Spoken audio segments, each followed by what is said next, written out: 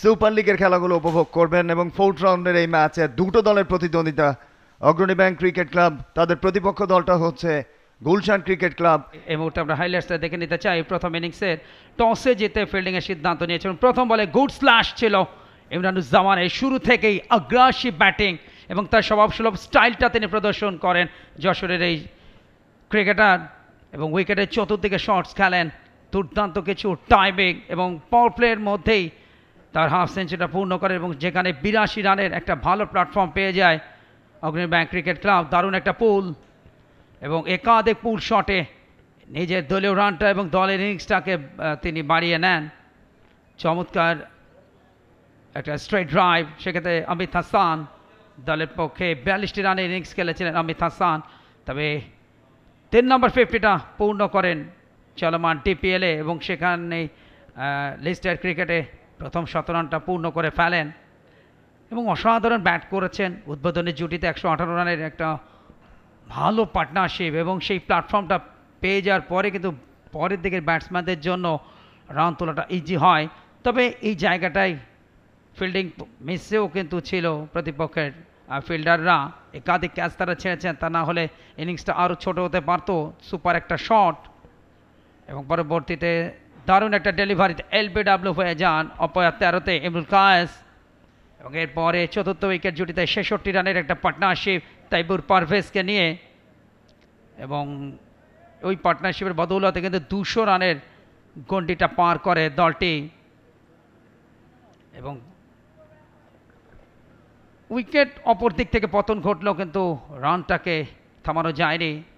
তাইবুর পারভেজ এবং দুজনে মিলে আরও একটা ভালো পার্টনারশিপ 66 রানের এবং শেষ পর্যন্ত ক্যারিয়ারের প্রথম সেঞ্চুরিটা পেয়ে যান সেক্ষেত্রে ব্যাটার, এবং লিস্টেতে তার প্রথম শতরান আসে এবং ডিপিএলেও তার প্রথম শতরান এবং পরবর্তীতে স্ট্রেটার একটা ডেলিভারি অন বলে তিনি বোল্ড হয়ে যান এবং সেখানেই তিনি পায়ে টানটা পেয়ে যান এবং এরপরে তাইবুর পারভেজ এবারে ডিপিএলে তার প্রথম হাফ সেঞ্চুরিটা পূর্ণ করেন এবং তার সাথে যোগ দেন রবিউল হক, ক্যামি ইনিংসটা খেলেছেন এবং চমৎকার কিছু শর্ট সিলেকশন।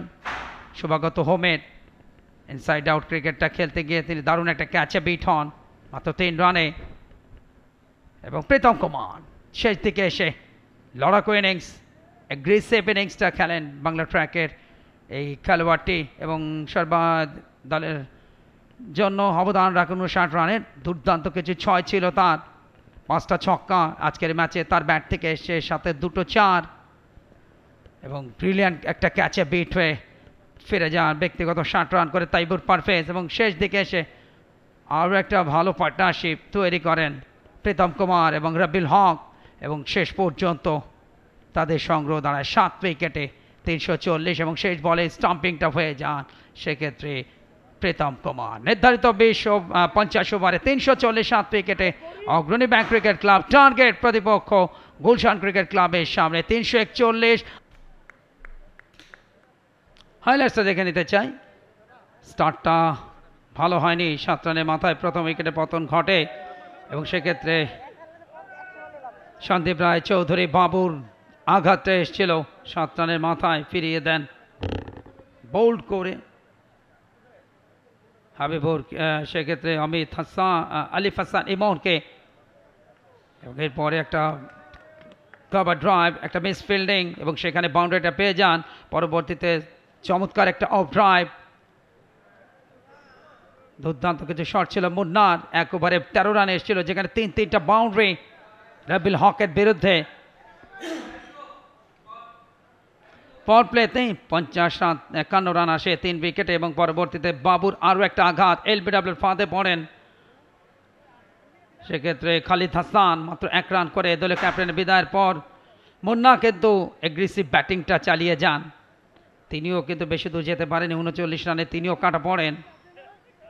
পরবর্তীতে শুভাগত হোমের আঘাত প্রতিপক্ষের ব্যাটার সবুজকে এলবিডব্লিউর ফাঁদে ফেলে এবং এরপরে 88 রানের একটা পার্টনারশিপ ছিল শাকিল এবং নিয়াদুজ্জামানের মধ্যে এবং এই পার্টনারশিপটা দলকে 150+ রানের দিকে নিয়ে যায় এবং ব্যক্তিগত 49 রানে রান আউট হয়ে যান নিয়াদুজ্জামান, তবে অর্ধশতকটা পূর্ণ করেন শেষ পর্যন্ত শাকিল হোসেন এবং দলের পক্ষে সর্বাধিক 59 রান করেন। চমৎকার একটা অন ড্রাইভ সোজা ব্যাটে, এই যে ডাবল মাইন্ড রান নিতে গিয়ে কিন্তু রান আউট হয়ে যান 49 রানে, এবং পরবর্তীতে একটা বাউন্ডারি আসে এবং এরপরে ইনসাইড আউট ক্রিকেট খেলতে গিয়েই শেষ পর্যন্ত ক্যাচ দিয়ে দেন এবং সেখানে 59 রানে ফিরে যান এবং বাকি কাজটুকু একেবারে ডাবল ব্রেক থ্রুটা দুরন্ত একটা ক্যাচ, সেক্ষেত্রে রানার এবং পরবর্তীতে একটা বাউন্ডারি আসে শর্ট বলে এবং আরও একটা বাউন্ডারি, সেক্ষেত্রে ব্যাটার মাইনুল ইসলাম সোহেলের ব্যাটে এবং পরবর্তীতে একেবারে ডাবল ব্রেক থ্রু, প্রথমে বোল্ড পরেরটা প্লে ডাউন করে নিজের পঞ্চম উইকেটটা তুলে নেন। ম্যাচ সামারিটা এই মুহূর্তে অগ্রণী ব্যাংক ক্রিকেট ক্লাব টসে জয়লাভ করে প্রথমেই ব্যাটিংয়ের সিদ্ধান্ত না নিয়ে ফিল্ডিংয়ের সিদ্ধান্ত নিয়েছিল গুলশান ক্রিকেট ক্লাব এবং অগ্রণীকে ব্যাটিং আমন্ত্রিত জানায়। নির্ধারিত 50 ওভারে 340 রান করতে সক্ষম হয় 7 উইকেট হারিয়ে। ইমরানুজ্জামান 123 রান করে ফিরেছেন এবং একই সঙ্গে 60 রানের একটা ইনিংস ছিল তাইবুর পারভেজের। দলীয় সর্বোচ্চ উইকেটটা মইনুলের নামের পাশে 3টা উইকেট, নিহাদুজ্জামানের নামের পাশে 2টো উইকেট ছিল এবং খালিদ হাসান দলীয় ক্যাপ্টেন 2টো wicket. For more updates, subscribe to our YouTube channel and click on the bell icon. Follow us on Facebook and Instagram. Download T-Sports app to enjoy exciting games and highlights. Visit tsports.com.